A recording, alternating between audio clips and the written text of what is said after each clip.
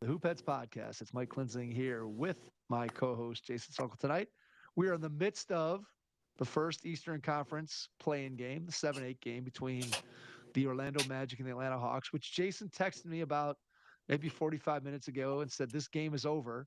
And I was at my daughter's practice. I picked up the phone at some point after the text and looked, and the Magic were up 14 at the half, and we are currently starting the fourth quarter with the Magic up by 6. So this game is not yet Well, over. it So was we don't. 25 at one point, Mike.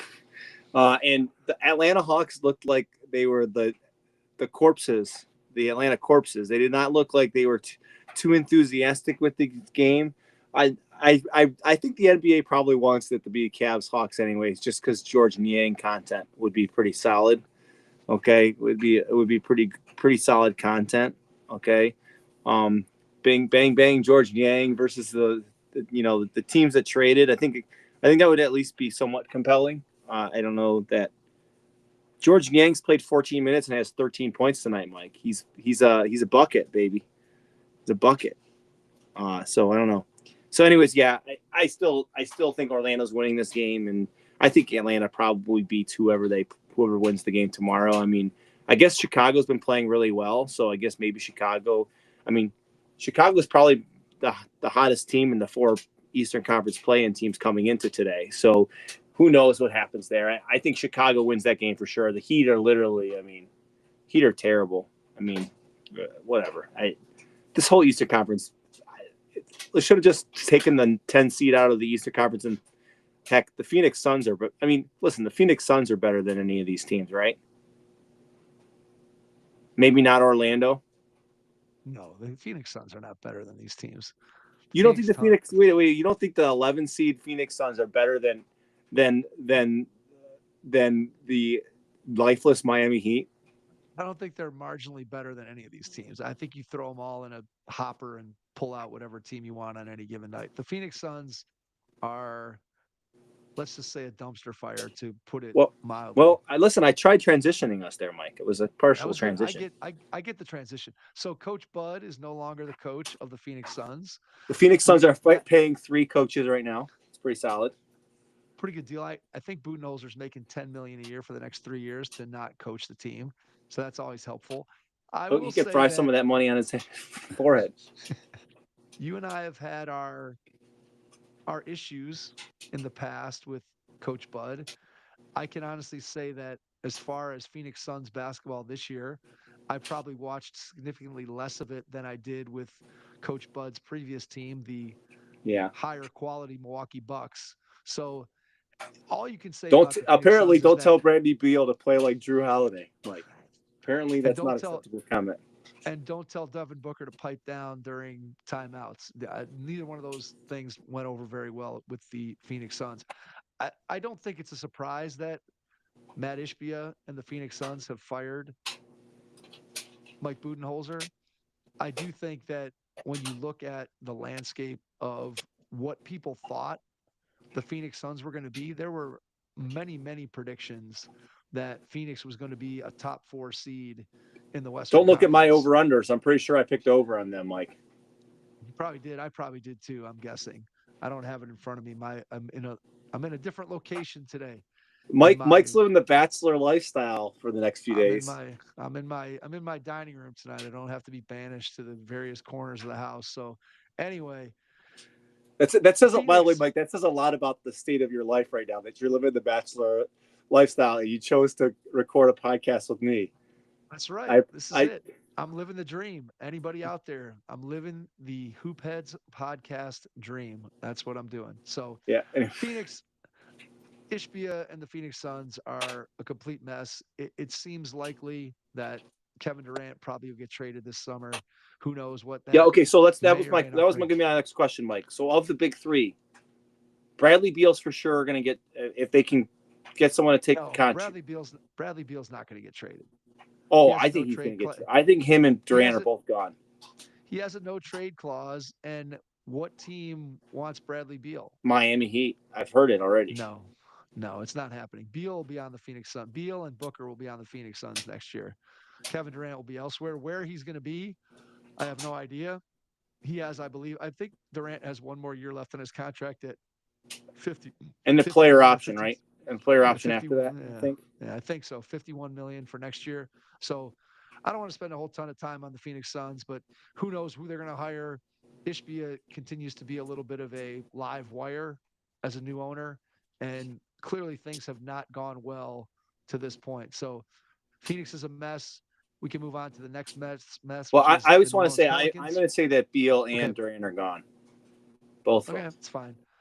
I don't know who the market. There's no market for Beal. I don't know what you would have to take back things that you wouldn't want to take back in order to get rid of Bradley Beal at this point. No one wants his salary. No one wants his no trade contract, his no trade clause. It's a loss. Bradley Beal is almost a sunk cost for Phoenix, whereas Durant isn't, but still, I don't know how robust the market's going to be for 37-year-old Kevin Durant, who, granted, has gotten a lot of consideration for third team All NBA and may even make third team All NBA, No, you but better not. he might. But nonetheless, Durant has had, just from an individual standpoint, statistically, he's had another great season. But whether or not that translates to a team wanting to bring him in, because there's a limited market, I don't think at this point, I don't know how you feel about it, but I don't see Kevin Durant as being a marketable star that is going to fill your arena for you at this point in his career. So you're basically looking at, to me, you're not talking about rebuilding teams wanting to trade for Durant. You're talking about teams that are trying to get over the top and win a championship. And a lot of those teams are pushing one of the two aprons, which makes it very, very difficult to trade Durant. And then you have the fact of you can't put together multiple contracts to trade for him. I just don't know how big that market is going to be. So we shall see when the summer comes. We'll also see who the next head coach of the Phoenix Suns is going to be. And we'll see when Matt Ishbia sort of calms down in terms of his handling of the franchise and they get some stability. Probably the smartest thing for them to do, honestly, would be to trade all three of those guys and just start over. I heard a quote, I don't know which one of the podcasts that I listened to today, that somebody said that Probably Booker basically was dumb. probably the low Simmons pod. That was the bomb, baby. That 2-hour pod, and then former Hoopex pod member Mo. Look at Mo. Mo Keel's on there. So yeah, it's fun to have Zach and Bill Simmons back together. There's no question about that.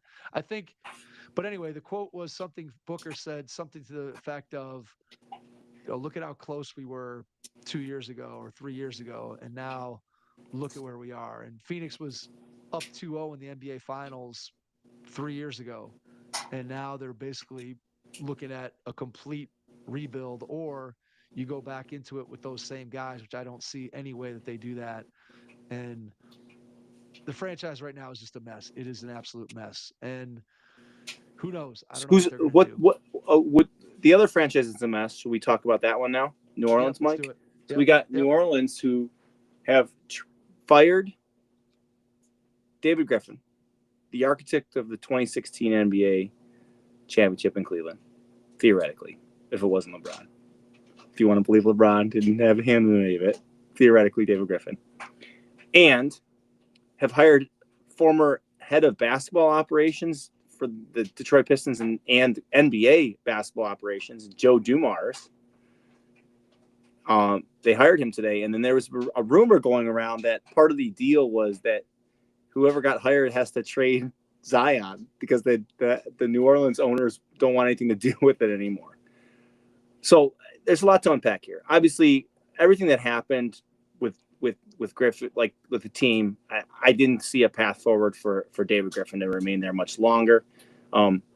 Joe Dumars taking a new front office role is kind of interesting because I feel like when he left the Detroit Pistons, he didn't leave on really bad terms, right? They didn't or did they fire him? Or he just pursued the opportunity at the NBA and was like, I'm done with this. I think he just pursued the NBA opportunity, if I'm not mistaken. Yeah, so he left, and then he went here, and now he's going back. And it's like, at least Detroit, like, there was ties. Like, he didn't play for any team in New Orleans, right? Joe Dumars? He's from Louisiana originally. Okay, so there's at least ties there. So there's ties there. Maybe he wants to be close to home. He went to McNeese State, so I think that's the attraction. And Can he be the? Here's a question: can he be the GM and the president of basketball operations and be the athletic director at McNeese Faith at the same time? Is that allowed? I thought you were going to say, can he be the starting shooting guard? That's what I thought you were I going to mean, he may still be able to lace it up. I don't know. He's got to be in his late 50s. He's older than you, right, Mike? Yeah. Oh, he's older than me. Yeah, for sure. So, yeah. Look, I don't know what ultimately happens. Joe Dumars is obviously a guy who's had success in multiple places. He led the Pistons team to an NBA championship in 2004, right? My guess is that he was not on the 2004 team. No. He was the GM. Oh yes, he was the architect, right? He was the architect. The architect. Yeah. He's the architect. Right. Come on, Mike. I'm not that dumb. Come on. Sorry, man. I thought you were. All right. Anyway, here's a question. Can he hire Larry Brown to be the coach? Can he? Maybe. Probably not. You probably wouldn't want to hire Larry Brown at this point, I don't think. All right. So, anyway, it all comes down to, right, whether they're going to keep Zion, trade Zion. What are they going to do with them? Clearly, it's been floated out there that maybe one of the prerequisites of getting the job is that Zion gets traded. Whether there's truth to that or not, who knows? We shall see, probably sooner rather than later. I do think that we talked about this a while, I don't know, whatever, 2 weeks ago, maybe, when we did the old Ja versus Zion debate. And there's still no good answer. The answer, no matter what you choose, the chances of being right or the chances of being wrong are probably 50-50, no matter which one of those decisions that you make. And so if you're New Orleans, you got to figure out what direction you want to go. New Orleans has the fourth best odds in the lottery. So if somehow the Pelicans were to get lucky and get in a top 3 or a top 4, or maybe you end up getting the first, whatever, maybe you end up getting a guy, even if you stay at number 4, maybe that changes the way that you think about things. But ultimately, this decision, the most important decision that Joe Dumars has to make, whether it's being made for him or whether he's going to make it himself, is, do we keep Zion Williamson or do we not? And I don't know what you base that decision on. Do you base it on when Zion's on the floor, or do you base it on the fact that he's missed? I saw that he's played in 45% of the Pelicans games since he's been in New Orleans.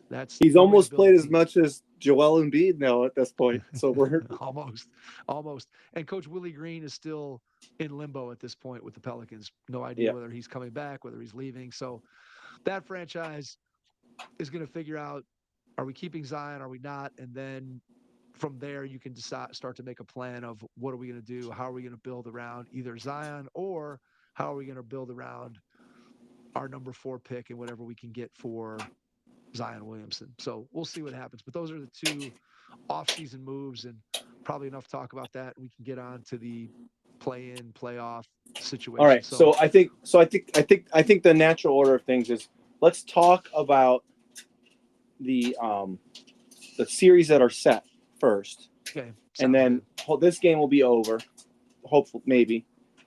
And then after that, we will move on to the Hawks or the Magic versus the Celtics, and then we can pontificate about. We probably shouldn't pontificate about the Western Conference game, since by the time this episode goes out, the Western Conference game is going to be over. So. Correct. We'll look like real dummies if we say, oh, the Grizzlies are going to win and the game's already over and the Warriors have won. So, exactly. All right. So the first series we're going to talk about, let's talk about the Saturday game. So the first game on Saturday, Bucks Pacers, Mike. The Pacers got the 4 seed. The Bucks got the 5 seed. So I want us to look at this in 2 different perspectives. Who do we think is going to win? And then who do we want to win, because they're likely going to be playing the Cavs in the second round of the playoffs. So, Milwaukee, the report came out today that Giannis is probably going to be riding solo for at least the first 2 games. Dame Lillard is not going to be cleared. He is making progress, whatever that means. I don't know what that means. I mean, I'm making progress to being in the NBA too. I shot 3 shots today. So, like, what does that mean? There's no clear definitive timeline.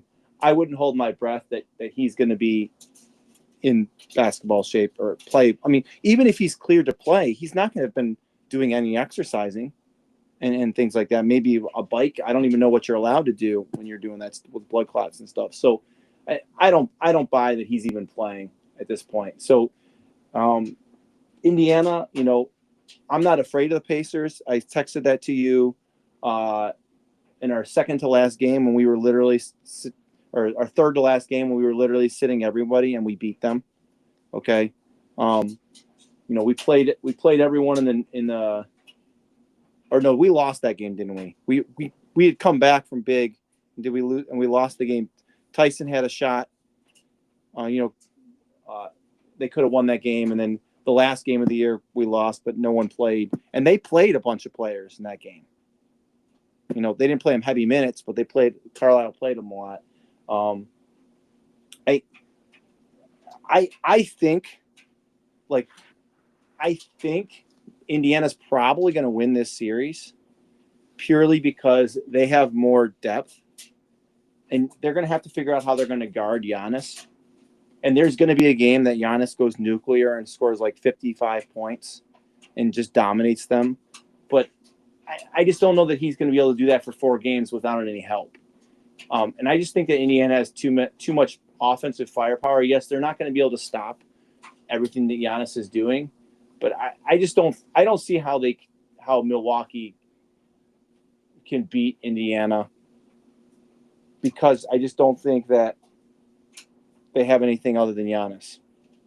And maybe, I would rather, maybe that's partially me wanting Indiana to win because I'm not afraid of them. And not that I'm super afraid of Milwaukee either, because we beat them 4-0 in the regular season. But I just don't see how Milwaukee's going to be able to sustain it. With the way that Indiana plays up and down, up and down, up and down, I just don't know, Mike. I just don't see how Milwaukee matches up. And I don't know, maybe Milwaukee will beat them 4-0 or 4-1 or something. But for me, I think Indiana's pace is just going to wear them down, because I just don't think. And also, I haven't even mentioned the fact that Doc Rivers is the head coach in Milwaukee. Maybe Doc Rivers will go up 3-1 and then blow it. I don't know. You also haven't mentioned that Milwaukee has Kevin Porter Jr. You didn't mention that in your overview of the personnel. Oh, I did not. I did not mention Kevin Porter Jr. at all, Mike. There's an awful lot of Kevin Porter Jr. right now for the Milwaukee Bucks, and what's crazy is that we had Kevin Porter Jr. here in Cleveland, and we always liked his talent. The question was, what kind of a guy was he? And that has been answered. He was theoretical, right? Didn't we call him theoretical Kevin Porter Jr.? He was the heir apparent to Rodney Hood. He's definitely theoretical Kevin Porter Jr. Theoretical Kevin Porter Jr. is a very, very potentially effective NBA player. He has athleticism. He has the ability to create his own shot. He has a lot of the things that Milwaukee would need in their backcourt, which is why Doc Rivers is giving him currently a lot of minutes and why he's an important part of what they're going to try to do against Indiana.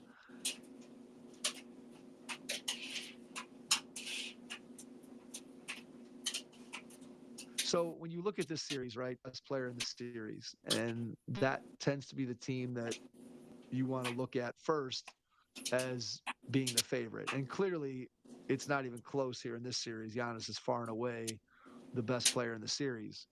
And yet you look at, as you said, the remainder of the roster, and I would say from players 1 through 9 that as a complete roster, Indiana is in a much better position than what the Milwaukee Bucks are without Damian Lillard. And I'm of the mindset, same as you, that they can say that, oh, he's coming back or he may be available later in the series or whatever. But from what I understand about blood clots and the serious nature of those, it seems highly unlikely that he's going to suddenly be back and playing major minutes and be anywhere close to what we'd expect of the level that Damian Lillard is capable of playing at. So if you're Milwaukee, you're hanging your hat on Giannis being able to basically average. He's going to have to average a 35, 16, and 8 in order for Milwaukee to be able to have a chance. Now, is he capable of doing that?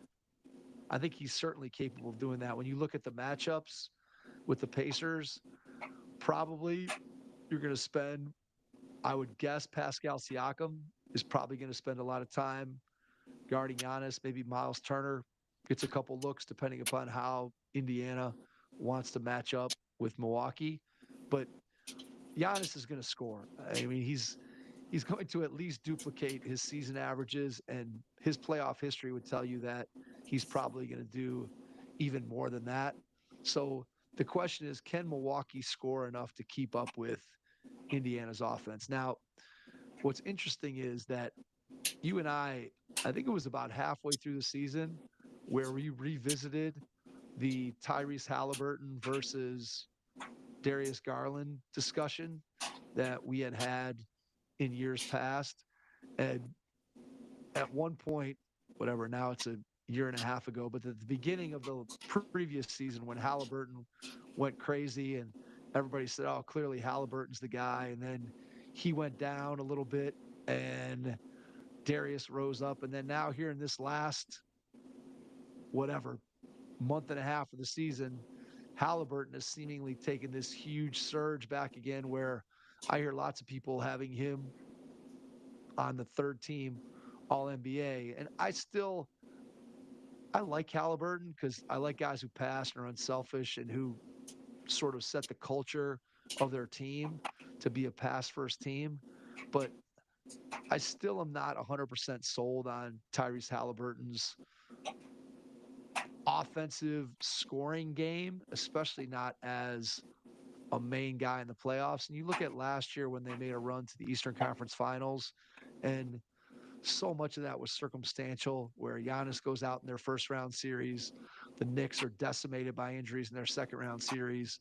And then actually, they honestly played Boston relatively tough and had a chance to win a couple of those games and just couldn't figure out a way to win. But I don't really know in this series. It feels like, as you said, that the depth that Indiana has, and I don't think they have a tremendous number of guys that they can throw at Giannis, which is why I think Giannis is going to have a huge series. To me, this whole thing hinges upon, can Milwaukee get someone else to, or maybe two someone else's, to have an above average series. And maybe that's just shooting the ball better from three from Gary Trent or Torian Prince, or maybe Kevin Porter Jr. is that wild card guy. It would seem like unlikely that Kevin Porter Jr. is going to swing a playoff series, but he certainly has the talent if he could put it He'll together have for one game. He'll 2 have one weeks. game, and then he'll have another game where he throws soup at someone. Oh wait, that was Damon Jones. Sorry.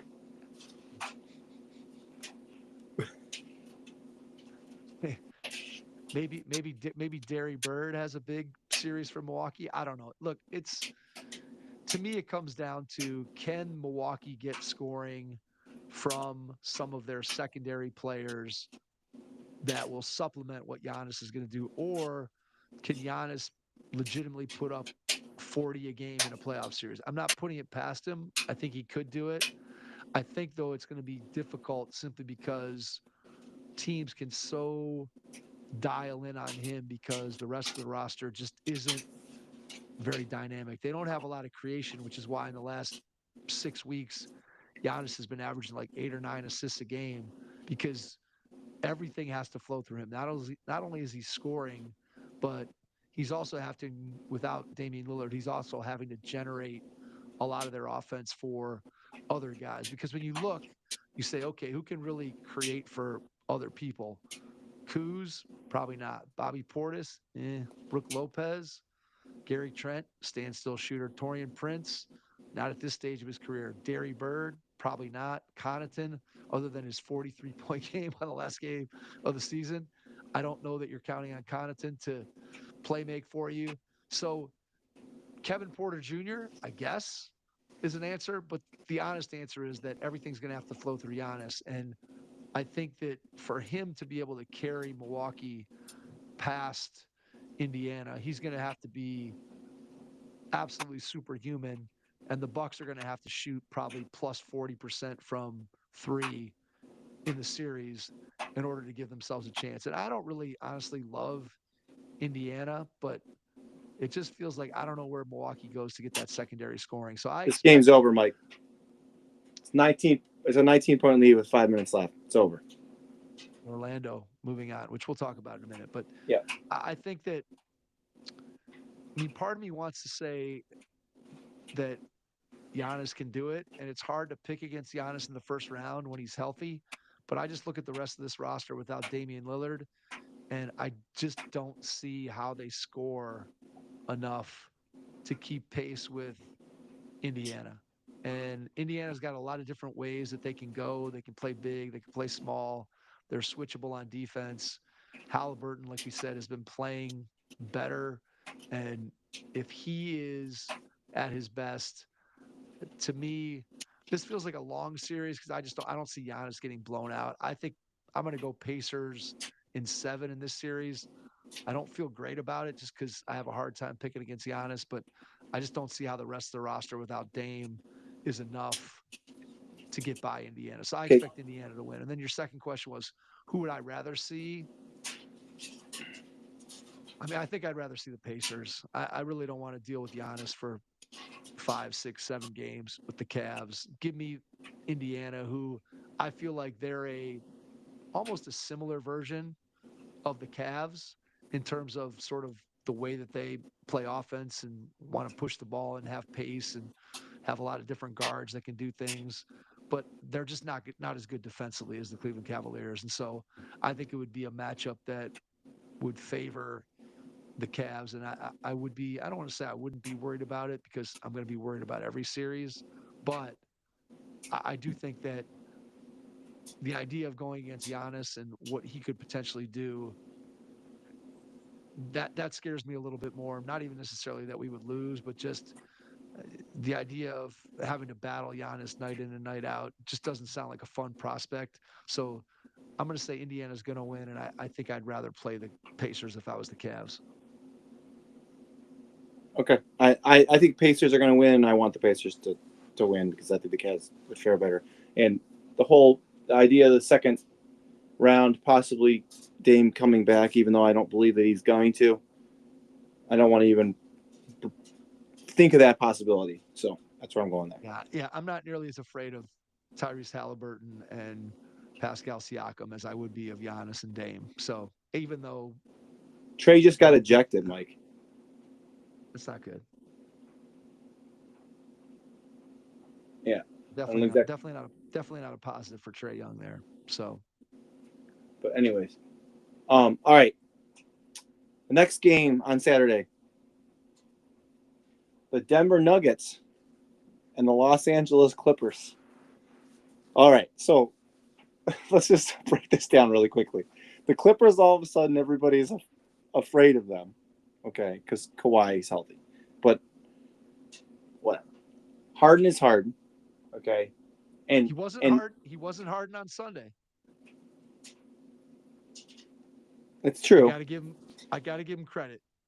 He showed up in the moment that mattered. He was outstanding in that game. Is that like the best game you've seen? One of the best games you've ever seen him play in a game that matters? In a game that matters, that might be one of the best games he's ever played. In a game that he was efficient, had real stakes.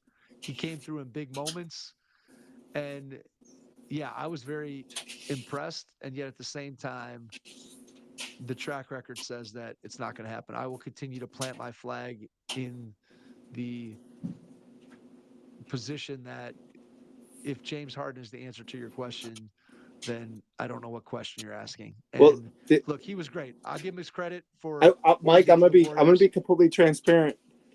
Okay. The NBA lost me, man. What were they doing?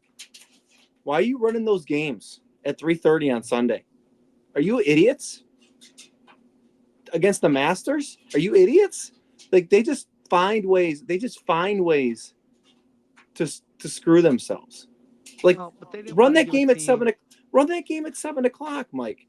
Why are we playing these games 1 and 3:30? I'm going to solve the problem. Eastern Conference games you can play the Eastern Conference games especially the ones you knew that none of the Eastern Conference games were going to matter, Mike. You knew they weren't going to matter. Run the Eastern Conference games at 3:30. Run the Western Conference games at 7. You're running against the Masters. The NBA ratings got absolutely demolished. Come on. It's idiotic. That much. If you want to watch golf, watch golf. If you want to watch basketball, watch basketball. I'm fine with no, either but one. Mike, it got demolished. I'm just talking about the ratings and the money. Listen, here's the other thing. I know this sounds. The NBA's already got their money, man, for the next TV contract. So I know. Really here's the next one. You're gonna laugh at me. A random game on a Masters Sunday doesn't matter when you. No. Here you go. Here you go. The first round of the playoffs. What's the first rounds of the playoffs? What are they competing against this weekend, Mike? Do you know? Major League Baseball? No. WrestleMania. And you're going to laugh at me. The Indy 500? WrestleMania. You're going to laugh at me. WrestleMania is going to destroy them. Okay. Do we need to avoid, let's see, the UFC? No. The Asian Table Tennis Association? No, I'm just saying, like, the NBA is not doing themselves any favors. Just play the games whenever you want to play the games. If people want to watch, they want to watch. If people this whole play-in tournament, if the playoff games were starting on Thursday like they used to be, instead of starting on this, I'm just telling you, they're not doing any favors with that Sunday game, the Sunday game window in the middle of. I didn't watch any of the Western Conference as I was too busy wondering if Rory McIlroy was going to keep choking or not. That's fine. It's all good. It's fine. So anyway, I'm fine with whatever. Sorry, that was my diatribe I wanted to get on about the stupid scheduling of the NBA. You got it, man. You and Simmons got it. Oh yeah, well Simmons was on it on Twitter. I did, and he said it on the pod too, right? He was kind of upset about it. Yeah, I mean, I don't really care. Whatever. If you want to watch, I know you don't care. Watch the other. I'm just telling you, and ratings wise, it isn't a good look. Mike. I watched the Masters too. I mean, I watched a little bit of both of them, and I was fine with it. So okay, all right. Anyways, so yes, so as we were saying, the Clippers were good. Okay, but here's the other problem: Nuggets fire their head coach, and all of a sudden, look like Jokic is saying things like, was this quote, Mike? Was this quote? I know which quote you're talking about. It's something to the effect of.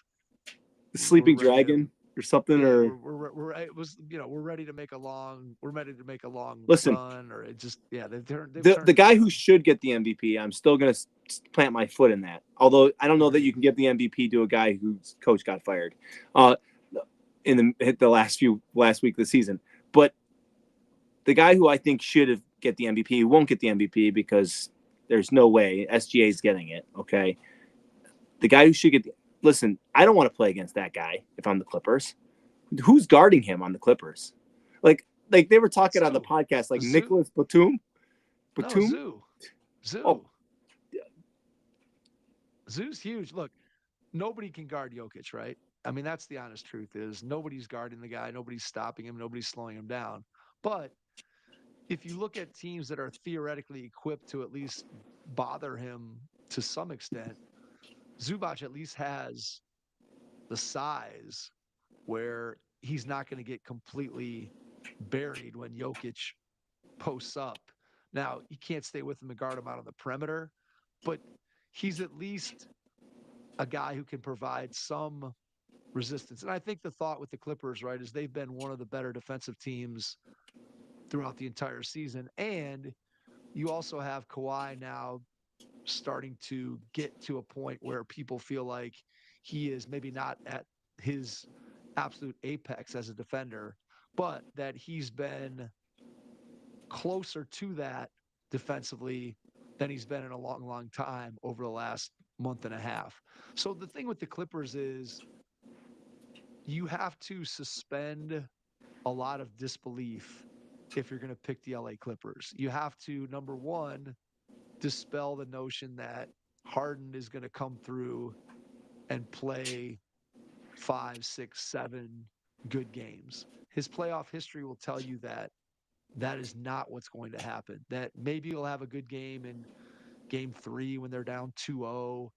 He'll put up 40. But in game 6, when they're down 3-2 and they need him to get 40, he's going to get 11. And so you have to suspend the idea that Harden's going to play well. Okay. Then you have to be able to accept the fact that Kawhi Leonard, who has not finished a season healthy in years. I think going back to the entire time he's been with the Clippers, you have to believe that he's going to remain healthy and not put out a report after game 2 that Kawhi has right hamstring soreness and he's now day to day.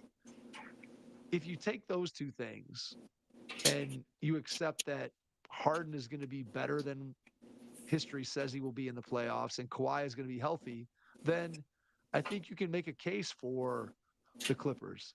They've been very good defensively. Zubac has had a tremendous year.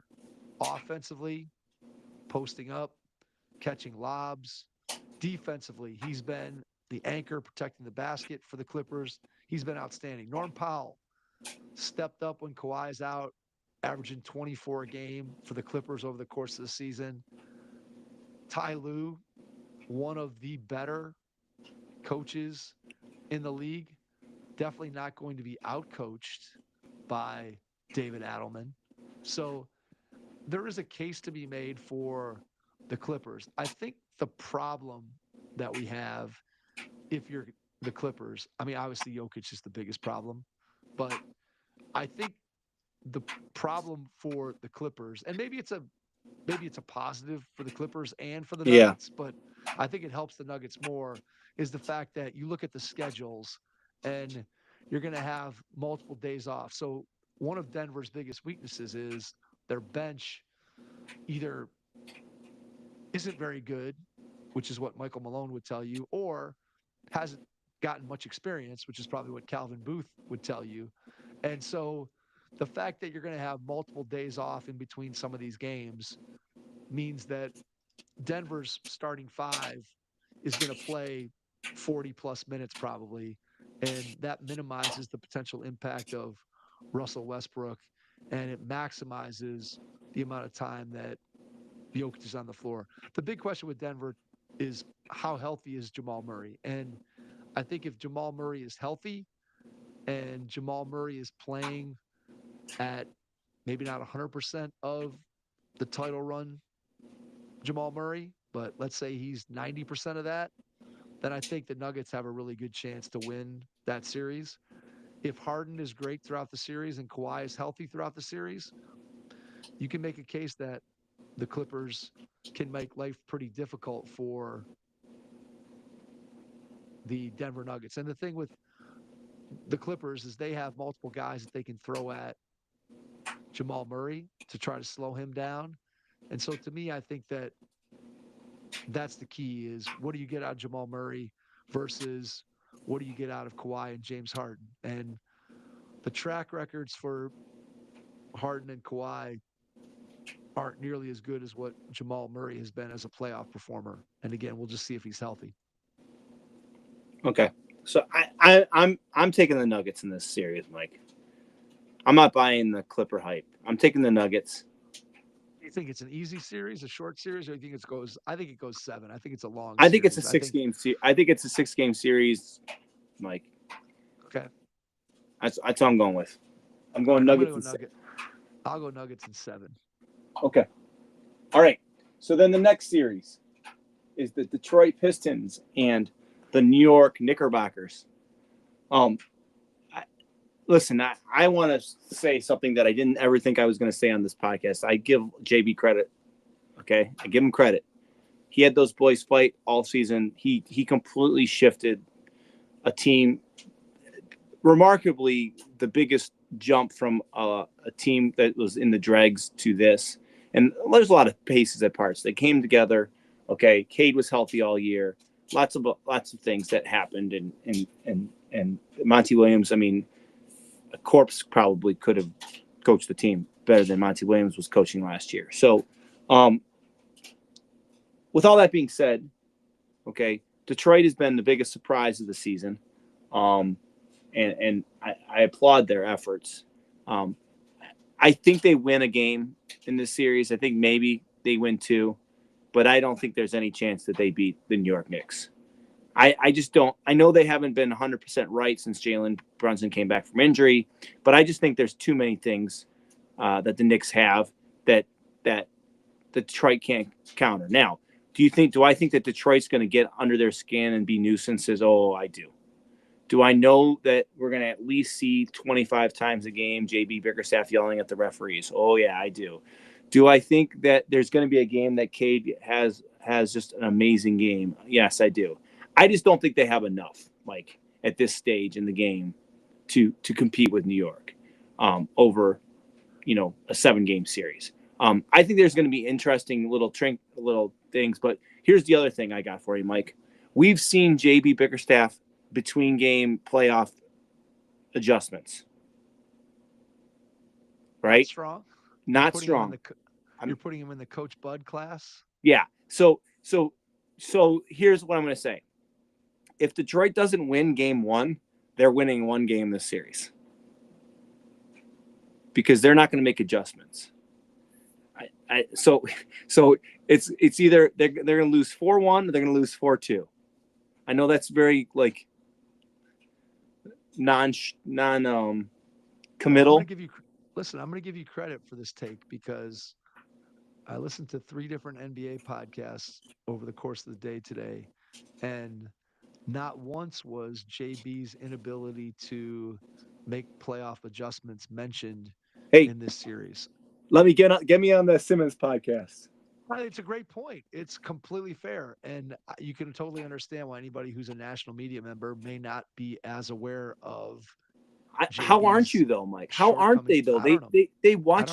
Listen, they watched the Cavs last year almost lose to the Magic because there was no adjustments. I'm literally sitting at Jake's birthday, the birthday party that Jake's going to for Game 7 in Akron, yelling at the TV. How are they not making these adjustments on the screen and roll? Like, it was driving me nuts. I'm sitting there. I'm a middle school basketball coach, and I could have made better adjustments than JB Bickerstaff was making in game 6 and 7 last year. I'm sorry.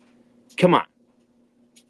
Fair points all, and very good points. And I think that you very clearly made a positive case for the New York Knicks. And I do think that when you look at where the Knicks are and the number of minutes that their starters have played, I guess you could arguably say that the Knicks are the most prepared team for playoff minutes because they've been playing playoff minutes the entire season. I don't love this New York Knicks team. I think that and we'll get to Julius Randle when we get to the Timberwolves-Lakers series. Not that I loved Julius Randle and what he brought to the Knicks as a playoff performer, because he was not very good. Karl-Anthony Towns has clearly been an upgrade over Randle offensively for the Knicks this season, and he's fit in far better certainly than I thought he would. But I've been saying it all year that I just don't trust Karl-Anthony Towns in a playoff scenario to make good decisions. I don't know if Detroit is the team to be able to expose the flaws that the New York Knicks have. If they were to advance and beat the Pistons and play what we're going to assume will be the Boston Celtics in the Eastern Conference semifinals, the Celtics clearly present a whole new set of challenges for the Knicks defense and Karl-Anthony Towns, and even present some challenges for how the Knicks want to play offensively. But that's the next series. So this series, when I look at how could the Pistons possibly win this series, and to me, there's 2 routes that they could go, or 2 things that would have to happen 100% for them to be able to give themselves a chance to upset the Knicks. One, Cade Cunningham would have to be unbelievable in this series. We're talking about Cade averaging 30, 10, and 10 in order for he would have to be a starter. Cade Cunningham would have to be the best player in the series. Is that possible? I think it certainly is possible. Not what we necessarily would expect from a guy who has yet to play his first playoff game. So to ask a guy with no playoff experience at all to be the best player in the series with guys who have a resume that Jalen Brunson has, and even Towns is poor as he's been in playoffs in certain situations. He certainly played in more playoff games, obviously, than Cade. So I think Cade Cunningham would have to be dominant offensively for the Pistons. That's number one. And then I think the second thing that you'd have to hang your hat on if you're Detroit is Ausar Thompson channeling his brother as a defensive player, and with his size and athleticism, speed, length, that they just throw Ausar on Jalen Brunson, and he just makes Brunson's life very, very difficult. You're not going to stop Brunson, but if Ausar Thompson could make him less efficient, make him give the ball up, force him to do things that he doesn't want to do, especially in crunch time, and just from an athleticism standpoint, I don't want to say overwhelms Jalen Brunson, but you know what I'm getting at. Makes it very, very difficult for Brunson to be able to do what he does. The Knicks are so dependent on Brunson offensively to get them into things and to run screen roll with Karl Towns that if Thompson could somehow disrupt that part of the Knicks offense, then I think Detroit would maybe have a chance to be able to compete in this series. But I would expect the Knicks to win. I'm going to go Knicks in 5 in this series. Okay. Like I said, if they don't win game 1, I'm taking Knicks in 5. If they win game 2 or if Detroit somehow wins game 1, then maybe they got a chance at winning 2. Mike, I'm going to give you a 4-minute observation from the beginning of this Memphis Golden State game. Are you ready for it? Okay. I'm ready. Zach Edey is guarding Jimmy Butler. That's not going to end well. Okay. We'll see. Remains to Now, be seen. Memphis went up 11-2. It's now 11-8 because Jimmy Butler has scored 3 straight times on Zach Edey. So just putting it out there. All right. Anyways, it's that matchup's not going to work out for them in the long run. We'll see. We'll see how it plays out. All right. The last game, I think of the 4 series, Mike, is probably the most interesting one to me for multi-layered reasons. I don't know if you agree with me. Of the 4 series we're going to really talk about today, Timberwolves, Lakers. I like Clippers Nuggets the best, but I get what you're saying. The Lakers and Timberwolves is a close second for me, but I think I like the Clippers Nuggets series the best. Yeah. So just listen, let's be honest here, Mike. I think all 4, whoever comes out of the Western plant, all 4 series are going to be good series. I think. Maybe not the Oklahoma City one. Well, if this play-in game breaks right, and it's Golden State loses this one and Golden State wins the next one. Yeah, if Golden State loses this game and then wins the next one, and it's Golden State, Oklahoma City, I could see that being at least semi-competitive. I think Oklahoma City destroys Memphis, and I think Houston would actually be kind of an interesting series. I don't know that Memphis could win it. I think Golden State could beat. I think Golden State could beat Houston. Golden State could beat Houston. Houston's an interesting team in that they have flaws, right? Their offense isn't perfect. They don't have necessarily the go-to scorer, whether you want to say it's Şengün or whether you want to say it's Jalen Green. Neither one of those guys is the ideal version of what a team would want to have as their closer, but they're really well coached. They're super athletic. They're deep. They compete like nothing. And I think they'd be very, very difficult to play. And could Golden State beat them? Yes. Could Memphis beat them? I don't think so, based on the way Memphis is playing. Maybe the idealized version of the Grizzlies. But don't forget, not only has Memphis had just the issues with Ja not being available and not playing to the capability that we saw from him early on in his career. Throwing grenades in the crowd now. Yeah. They also had Jalen Wells go out with that horrific fall, who's been an important part of their team. Brandon Clark, who fought his way back from the Achilles tear. He's out for the entirety of the playoffs. So those are two important guys in their rotation that they're missing. I don't think Memphis can win either series that they would potentially play in, but I think Oklahoma City would probably beat them in 4. Whereas I think Houston, if things went perfectly for them, maybe they would have a chance to beat the Rockets. Yeah. I would still pick the Rockets in that series. So whereas Golden State, I, Golden State could be in either series. I still don't know that I would pick Golden State to beat Oklahoma City, but I certainly think Oklahoma City would get pushed a lot more by Golden State, or at least they Yeah. present more of a challenge. Let's put it that way. Okay. But anyways, so what I was saying was that I think all 4 Western Conference series has the potential to be interesting. Okay. Whereas Agreed. I don't think the Boston Orlando series is going to be interesting. I don't think that the Cleveland, whoever they play series, I mean, it's going to be interesting because we're Cleveland fans. And like, I'm not trying to like say that we're definitely we should run all over them. Okay. Let's just be honest. We should. And so should Boston. Okay. We should. I'm not going to feel that way about the Cavs series, though. It doesn't If matter. if the Cavs go up 3-0, you're going to feel good, right? If they go, but anyways, I'm saying heading into that first series, I'm going to find plenty of ways to worry about what could potentially happen to the Cavs. Are you going to be able to watch that game on Sunday? Well, what time's the game? They haven't announced the game time, but I'm guessing supposed.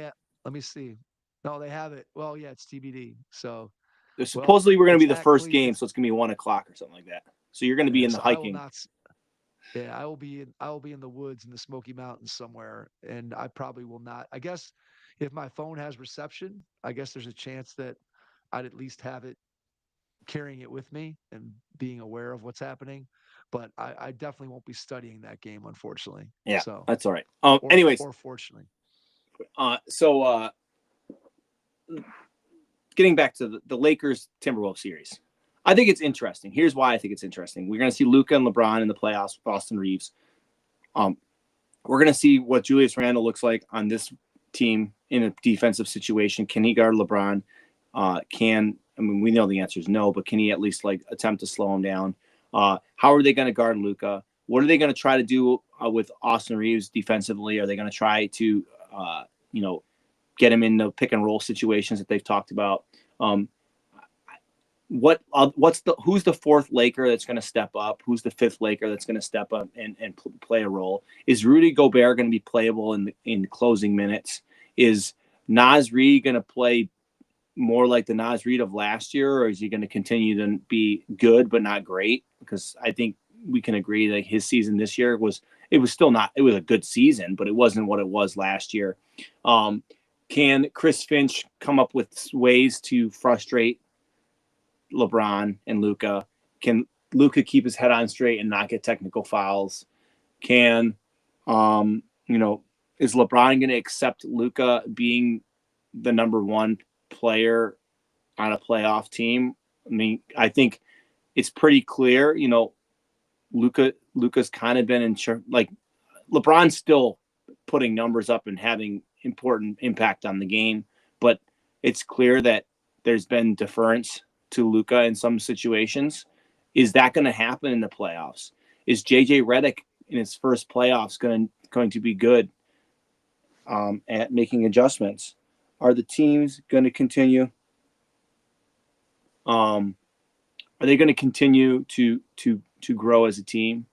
Are the Timberwolves going to bounce back and play the way that we know the Timberwolves can play? I just think there's lots of interesting threads here. And I don't know where you want to start, but like I honestly think the Lakers win this series. But if you told me that the Timberwolves made this a 7-game series, or the Timberwolves even won it in 7, I wouldn't say I'm surprised, because we've talked about how the Lakers are so top heavy. And if any of those 3 are in foul trouble, injured, not that I want the I'm going to be honest, I want the Lakers to win. Okay. I'm just going to say that my prediction was 3 years early. Okay. I want the Lakers. Okay. I want the Lakers Cavs finals, Mike. I want it. I'm going to speak it into existence. That's what I want. I want that. Good luck with that. Good luck with I that. want the Lakers. Good luck with that. Do I think the Lakers Cavs finals is going to happen? I don't. But do I want it to happen? Come on, wouldn't that be kind of cool though? Lakers Cavs finals. Wouldn't that be kind of cool? It would be fun. I agree. It would be fun. And look, any team versus the Cavs would be fun. But yeah, the Lakers, Cavs, LeBron would definitely add a little spice to it without question. This series, I guess I keep approaching it whenever I look at this series. I keep coming back to the Minnesota side of it, and what I look at is Rudy Gobert is such a huge part of the identity of the Timberwolves, especially defensively.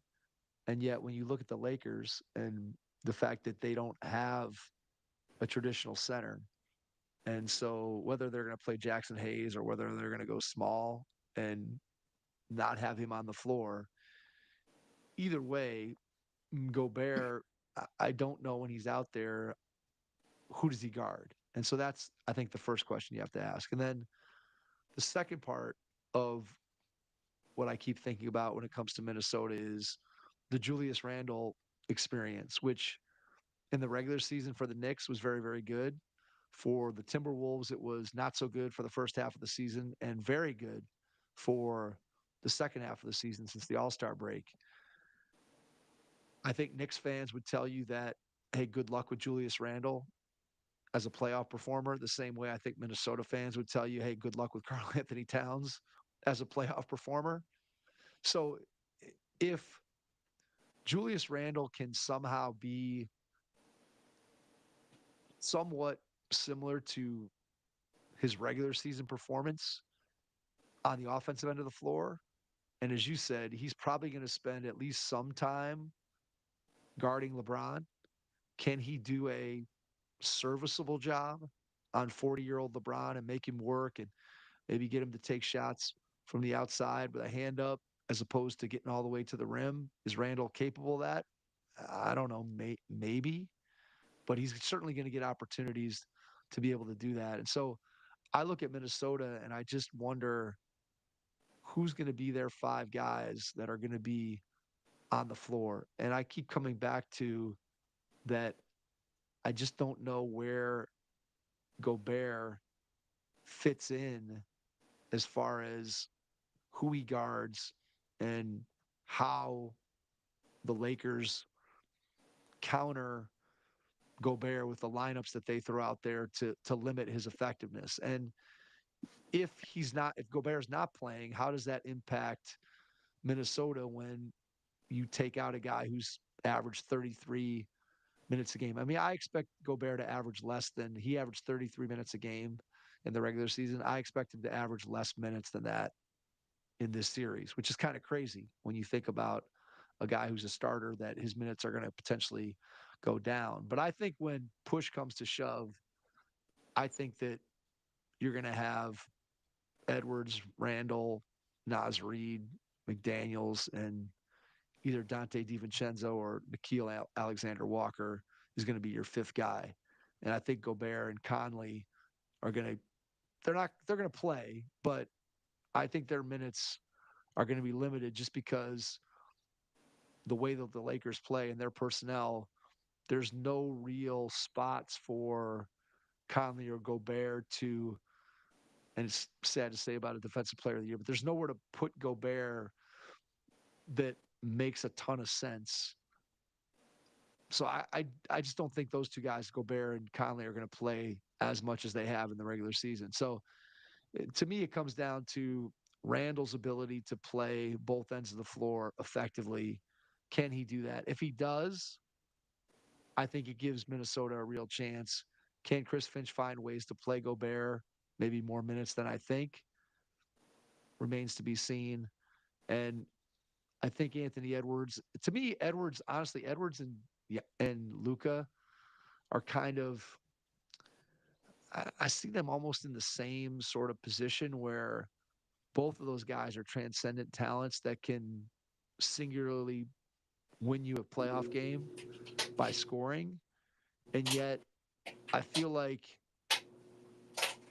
both of their teams might be better served if they were Whereas like the Bucks, right? I said Giannis, if he's got to average 40 for them to win. I think if Yeah. Anthony Edwards or Luka averages 40 in this series, I think to me that's not a good sign for their respective teams. I think both teams have to be more share the wealth, ball movement oriented than just the hero ball or the heliocentric, however you want to say it. And so it's going to be really interesting in a playoff scenario, like you said, to see how LeBron and Luka coalesce and how they map out possessions in terms of who gets to do what. And obviously, they've still been figuring that out over the course of the remainder of the regular season since the trade happened. But they're both so smart that I think they'll figure that piece of it out. So the thing I guess I'm concerned about with the Lakers is where are they at defensively? Where's where's their true Mendoza line in terms of their defense? Are they a really good defensive team? Are they a really bad defensive team? Are they mediocre? What does it look like against a playoff team that has time to be able to game plan and figure out how to dissect and attack some of their weaker defenders? Because I think you look across the board and LeBron can be a good defensive player, but not for 48 minutes. Luka has been bad as a defensive Yeah. player. Austin Reeves, not a good defensive player. I don't think anybody's confusing Rui Hachimura for a lockdown defender. To me, that's the weak spot for the Lakers is defensively. I think offensively, those LeBron and Luka are just so good. They're going to figure it out. I worry about the Lakers defense. I don't know that can Anthony Edwards channel what he did last year in the first two playoff rounds? Maybe. Can he do it against this team? I mean, certainly defensively, they're going to have a hard time matching up and stopping Anthony Edwards. So I don't know. This series is definitely one that I don't have a strong feeling either way. But I guess for me, it comes down to I trust the playoff resumes and the longer history of Luka and LeBron together as two. Maybe if it was just one of them against Anthony Edwards and the Timberwolves, I might say I was going to pick Minnesota, but one Anthony Edwards against the two-headed monster of LeBron and Luka, I think I'm going to pick the Lakers, and I'm going to go with another long series. I think this is a 7-game series again. You're liking the long I think series, Mike. I am. I just don't. I think all these teams are so evenly matched, and I feel like, yeah. I mean, I think I said 3 out of the 4 series that we've talked about, other than the Knicks Pistons. I think I picked all the other ones to go 7, and I really believe that. Okay. All right. So I guess the last thing we can talk about really quickly is Boston, Orlando, since that series is set, Mike, and then we can predict the games tomorrow. And Boston in 5. I'm giving Orlando 1. Yeah, Boston's going to win that series. I'm glad that it's Orlando playing Boston.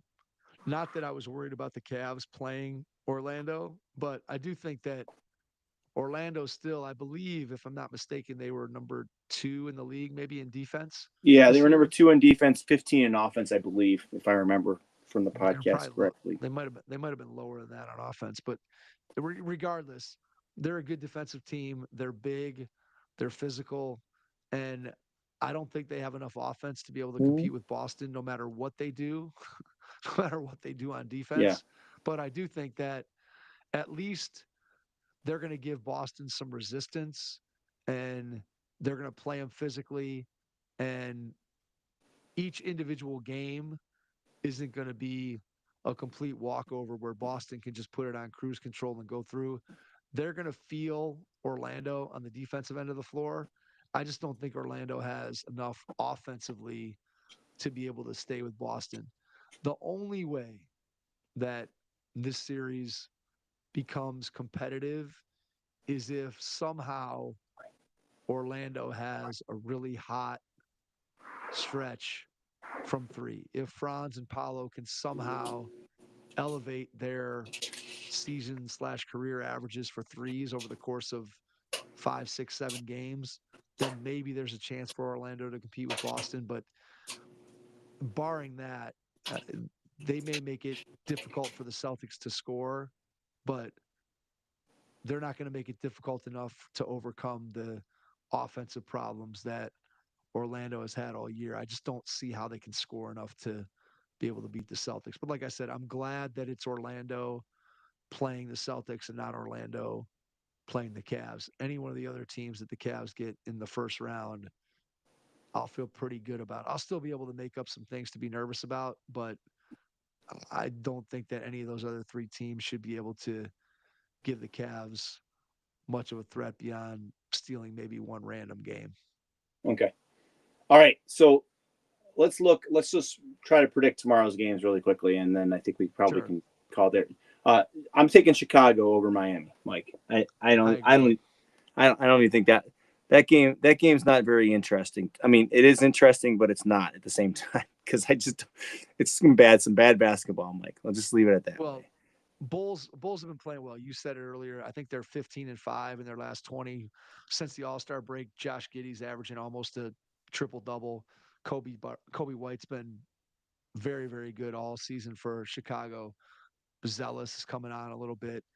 Miami, if you're going to pick Miami, I think the only case that you can make for Miami is that they have Eric Spoelstra on the sideline, and maybe he's able to conjure up something that takes away the Bulls' strengths, and you get maybe a big Tyler Hero game, and Bam plays a little bit better than what he's been offensively throughout the season. But yeah, I would expect Chicago at home to win that game and advance to play the Hawks. And then, in all honesty, I won't be surprised if Chicago beats Atlanta. Atlanta's a shell of themselves without Jalen Johnson, who went out during the season in the middle of the year. And I wouldn't be surprised if Atlanta loses to Chicago. Let's put it that way. Okay. And then the Mavericks Kings. I mean, does anyone care? I'll pick the Kings simply because I don't know that whatever Dallas has on the perimeter, I don't think AD is good enough to. I mean, he's good enough. Obviously, he could have a singular game in this game and carry Dallas past Sacramento. But Sacramento has potentially three guys that could have a 35-point game in this game, or you could have multiple guys with 30. I want Sabonis, Sacramento though. I want Sacramento in purely because then we can add another notch on the Nico Harrison bad trade. Yeah, look. I mean, I don't think anyone. This is probably. Well, I don't know. I don't know which 9-10 game people care less about, but I hope Sacramento wins it, and whether it's Sacramento or Memphis that advances on to play Oklahoma City, that Oklahoma City series is going to be 31-25 Golden State after one.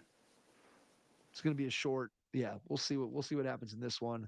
Like I said, I hope Memphis wins that play-in game because I'd like to see Memphis Houston as a series, and I'd like to see Golden State at least try to give Oklahoma City something to at least have to challenge themselves. So the second round series for Oklahoma City, whoever it ends up being, whether it's Denver or the Clippers, that gets real interesting real fast for Oklahoma City. So all right. I'm sure they're rooting for an easy first round. Oh, series. Mike, I do want to close the podcast with just to let you know that I won the NBA totals draft by 26 points. Look at that comeback, 26. I'm back in it. Oh, the season's over. I forgot. Sorry. All right. Well, you can collect your pizza anytime you want. So whenever you're free. Well, I tried tonight, man, but I'm a dedicated coach. I went to practice even though for my daughter's team, even though she wasn't there. So that's dedication, buddy. Stalwart, professional. That's what it takes. I don't know if there's any organizations or cities looking for a new head coach, Mike. Maybe there is, but they're going to have to probably look elsewhere, unfortunately. So we'll just. So you're saying there's probably. So you're saying there's. No, I'm just kidding. No, let's not start that. If there's anybody local listening to it. All right. So we will be back at some point during the Yeah, playoffs. Next Tuesday, who knows? Maybe we'll. Well, I guess I'm going to be out of town, so I don't think we're yeah, probably going yeah. to And I'm do. gonna be. I Um, mean, I don't know, when do you come back? You come back Monday. I'm coming back Monday, yeah. So I'm guessing we'll probably So just are you? go. Wait, are you off school on Monday? I'm off school on Monday, So yeah. I'm off school too, but Strongsville has school on Monday. What bizarreness is this? Yeah, I don't know. Who knows? I have no idea. When No does your idea. when does your wife and daughter get home? They are coming back. I think they're coming back on late Monday night. So they're supposed to get in at like I think midnight. So Well, maybe so Monday I'm night. thinking I'm Well, gonna. maybe Monday night we pump out a 9 p.m. pod, Mike. Well, I'm driving back. I'm driving 8 hours back from Tennessee on Monday, so I don't Oh, I know thought that. you were driving back. Oh, yeah, okay. No, because I'm driving Friday and then 2 days in the Smokies and then driving back All on right. Well, Monday. then maybe So we're gonna be stuck with I Tuesday think we're nights. going. I think we're going to. I think we'll be back Tuesday night unless there's some. I don't know. Unless there's Well, I mean, some lingering I'm gonna be surgery. in Gettysburg Friday and Saturday, so we're going to I'm Gettysburg. jealous. So Gettysburg's gonna be. Have you been there before? when I was in, I went when I was in eighth grade on our eighth grade trip. We Okay. stopped at Gettysburg, and then I went to Okay. Gettysburg with my dad one time. Okay. Yeah.